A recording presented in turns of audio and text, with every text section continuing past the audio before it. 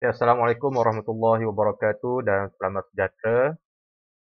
So, pada hari ini tersambung perbincangan kita dalam bab yang ke-8, Sejarah Tingkatan 3. Dan subtopik pada hari ini merupakan subtopik yang terakhir dalam bab yang ke-8, iaitu yang bertajuk Keberkesanan Peranan Pemerintah Tempatan dalam Menangani Cabaran Barat. Okay, so, fokus kita pada hari ini adalah untuk melihat sejauh mana keberkesanan peranan yang dimainkan oleh pemerintah tempatan dalam menangani cabaran yang dibawa oleh kuasa barat. Itu adalah perbincangan kita pada hari ini dan itu merupakan subtajuk yang terakhir dalam bab yang ke-8. Okey, kita teruskan.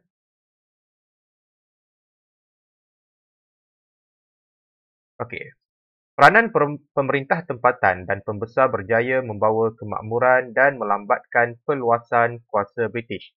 Okey, walaupun kita sudah maklum bahawa pada akhirnya nanti pengaruh kuasa British akhirnya berjaya untuk meluaskan kuasa mereka ke setiap negeri-negeri di Tanah Melayu, Sarawak dan Sabah. Jadi dalam subtopik yang ataupun subtajuk yang terakhir ini, kita nak membincangkan apa peranan pemerintah tempatan dan pembesar yang mana berjaya, bukan berjaya untuk mengalahkan kuasa barat, tapi berjaya untuk membawa kemakmuran dan melambatkan perluasan kuasa barat tersebut di negeri mereka. Mereka juga dapat mempertahankan institusi beraja dan memperjuangkan hak serta kebajikan rakyat.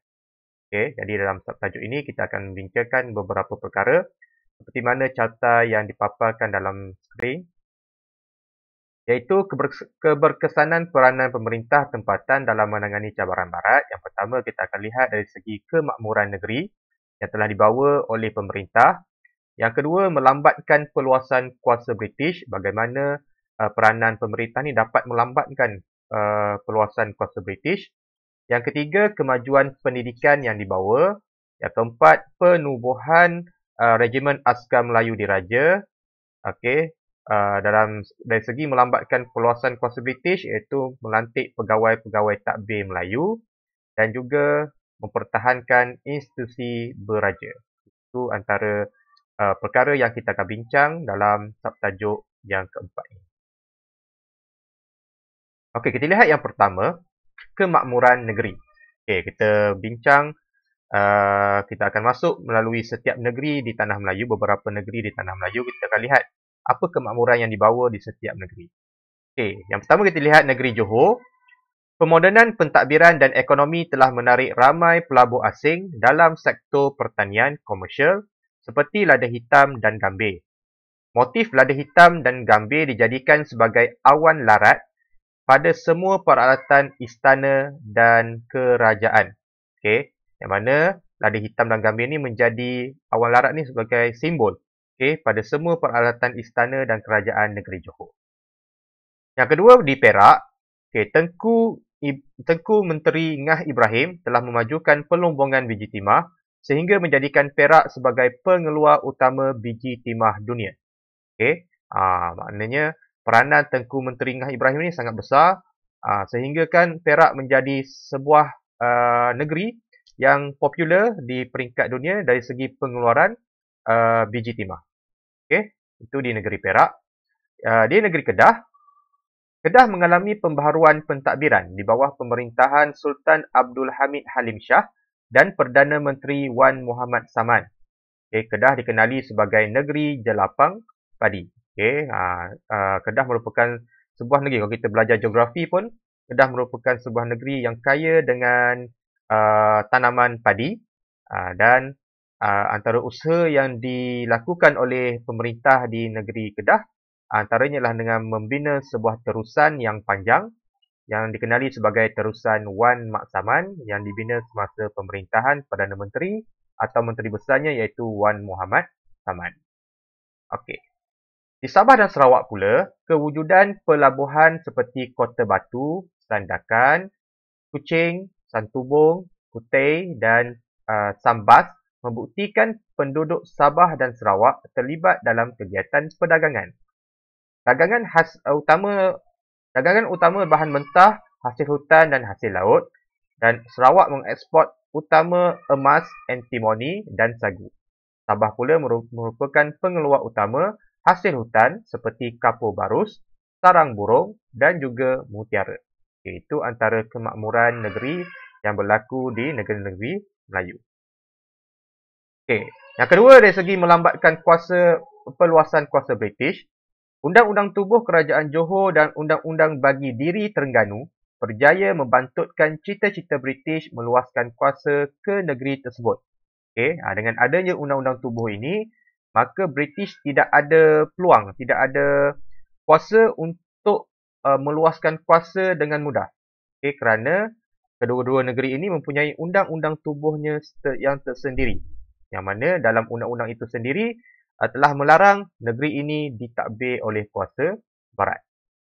Undang-undang tersebut mengawal pemerintah daripada menyerahkan negeri kepada kuasa asing. British hanya berjaya melantik seorang penasihat am sahaja setelah mendesak Sultan Ibrahim di Johor dan Sultan Muhammad II di Terengganu. Maksudnya dia tidak dapat menjajah sepenuhnya, hanya berjaya meletakkan seorang penasihat sahaja di setiap negeri. Sama ada di Johor ataupun di Terengganu. Itu pun selepas pemerintah utama mereka seperti Sultan Abu Bakar ataupun di Terengganu Sultan Zainal Abidin III mangkat, barulah British berjaya untuk masuk ke setiap negeri. Yang ketiga, dari segi kemajuan pendidikan. Kemudahan pendidikan bukan keutamaan British, terutamanya pendidikan wanita. British lebih pentingkan eksploitasi ekonomi dan desakan Sultan melalui Durbar membawa kepada penubuhan banyak sekolah, terutamanya sekolah-sekolah perempuan. Peranan pemerintah kat sini adalah untuk mendesak kuasa barat, kuasa British melalui Durbar untuk membawa suara rakyat, terutamanya dari segi pendidikan, melibatkan pendidikan wanita. Penubuhan Regimen Askar Melayu Diraja. Ia ditubuhkan inisiatif dan cadangan raja dan pembesar melalui Durbar dan Majlis Perundangan Persekutuan. Tujuannya ataupun tujuan penubuhannya ialah keperluan pasukan bersenjata yang dianggotai oleh anak watan bagi memelihara kedaulatan dan keselamatan negara. Anak watan ni adalah kata lainnya anak tempatan. Dia nak rakyat tempatan sendiri yang menjadi askar untuk mempertahankan tanah Melayu daripada serangan tentera-tentera daripada luar. Kompeni percubaan diwujudkan di Port Dickson, Negeri Sembilan pada tahun 1933, kemudiannya menjadi Regimen Askar Melayu pada tahun 1935. Ia menjadi asas penubuhan Tentera Regimen Askar Melayu Diraja RAMD pada masa sekarang. Itu adalah asalnya Regimen Askar Melayu Diraja. Di sebelah itu merupakan logo pasukan Regimen Askar Melayu pertama dengan moto Taat Setia, melambangkan keberanian untuk mempertahankan ketaatsetiaan kepada raja dan negara, menegakkan kesucian agama Islam dan mempertahankan kedaulatan negara daripada ancaman musuh. Faham ya? Seterusnya, pelantikan Pegawai Tadbir Melayu. Skim Perkhidmatan Tadbir Melayu (PTM) diwujudkan untuk melatih orang Melayu menceburkan diri dalam bidang pentadbiran. PTN merupakan hak raja bagi kepentingan anak-anak tempatan. Ini bertujuan untuk mendapatkan kerjasama elit-elit Melayu bagi mengekalkan kedudukan British di negeri-negeri Melayu. So pegawai tadbir Melayu ni adalah dilantik daripada golongan elit Melayu bagi mengekalkan kedudukan British di negeri-negeri Melayu. Pegawai-pegawai PTN boleh dinaikkan pangkat. PTM bukan PTN, PTM boleh dinaikkan pangkat dan dipindahkan ke Perkhidmatan Awam Tanah Melayu dan menduduki jawatan-jawatan yang tinggi. Itu merupakan skim Perkhidmatan Tadbir Melayu yang dilantik daripada golongan anak-anak raja dan mereka-mereka yang elit. Mereka-mereka elit ni maksudnya mereka-mereka yang berpelajaran daripada golongan kaum Melayu. Dan seterusnya adalah mempertahankan institusi beraja. Yang mana peranan pemerintah dan pembesar juga dapat mempertahankan institusi beraja, iaitu perluasan kuasa British tidak menghapuskan kedudukan Raja-Raja Melayu. Dan Raja menerima nasihat British, tetapi undang-undang perlu ditandatangan dan cop mohor Sultan. Maksudnya, walaupun British yang membuat undang-undang, British yang menasihati Sultan dalam perkara yang melibatkan undang-undang, tapi kebenaran persetujuan mestilah daripada tanda tangan dan cop mohor daripada Sultan. Kalau tak ada tanda tangan, tak ada cop mohor, maka undang-undang yang dibuat itu tidak dapat dilaksanakan. Peranan pembesar negeri digantikan oleh pegawai British.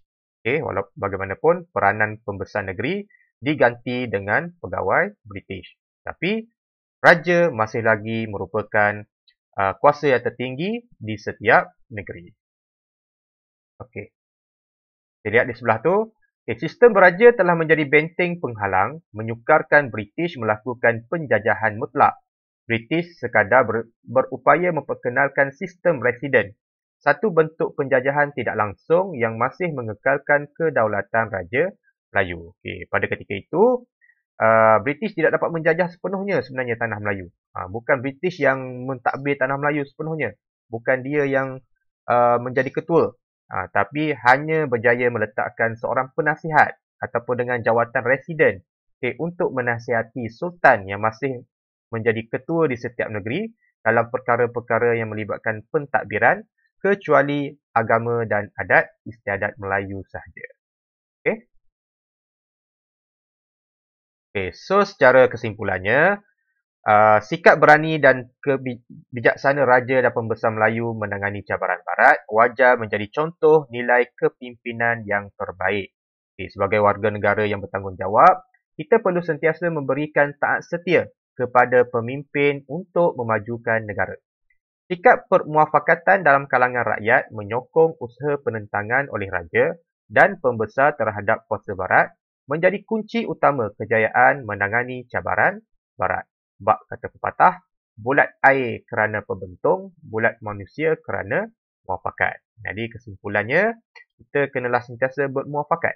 Bekerjasama, saling bantu-membantu, bersatu padu dengan semua kaum agar negara kita akan sentiasa aman damai, akan sentiasa dalam keadaan yang baik dan boleh maju dalam keadaan yang tenteram. Sebagai ahli dalam sebuah keluarga, kita mestilah menunjukkan taat setia kepada ibu bapa kita bagi memastikan kejayaan nama keluarga. Dan untuk negara, sikap taat setia dan permuafakatan dalam kalangan rakyat merupakan unsur utama untuk memastikan kejayaan dan kelangsungan tamadun bangsa. So pentingnya permuafakatan di antara semua orang untuk diri sendiri, untuk keluarga dan untuk negara. So tamat untuk bab yang subtopik yang keempat dan merupakan subtopik yang terakhir dalam bab yang ke-8 dan merupakan subtopik yang terakhir dalam sejarah tingkatan 3 untuk KSSM. So untuk kita uji keberkesanan ataupun pemahaman kita, jom kita lihat soalan yang dipaparkan. Soalan yang pertama berikut adalah logo pasukan Regimen Askar Melayu. Apakah moto pasukan tersebut? Jadi gambar ni juga dah paparkan tadi berserta dengan motonya sekali. Iaitu, jawapannya ialah A. Taat Setia. Ingat Regimen Askar Melayu, logonya adalah Taat Setia. Itu saja untuk subtopik yang keempat dalam bab yang ke-8. Dan cikgu harap semua boleh faham. Dan jika ada persoalan, pertanyaan, boleh ajukan persoalan di bahagian komen di bawah. Dan kita akan bincang jawapan ataupun persoalan yang diutarakan. Sekian. Terima kasih. Bye-bye.